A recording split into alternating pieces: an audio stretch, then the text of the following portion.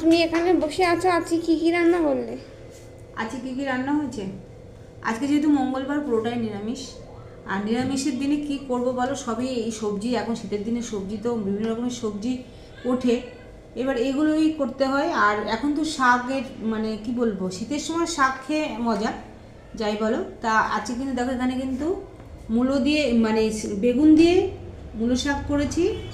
আর এখানে আছে লাউ দিয়ে ডাল। আর ডালটাই কিন্তু আমি সোমবারে দিইনি, আর এইভাবে নামিয়েছি মানে কাঁচা তেল দিয়ে, আর খেতে বেশ ভালো লাগে কিন্তু। আর এখানে রয়েছে লাউ সেদ্ধ, আর লাউ সেদ্ধটা কেউ খাবে না, শুধু আমারই জন্য করেছি। আর এখানে রয়েছে কিন্তু পটল ভাজা। আর পটল ভাজাটা কিন্তু আমি এইভাবেই কেটেছি, মানে লম্বা করে কাটিনি, এরকমভাবেই ত্রিকোণাভাবে কেটেই ভাজলাম।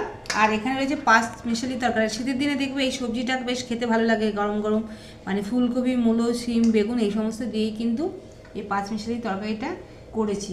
তা আজকে কিন্তু এইগুলোই রান্না হয়েছে।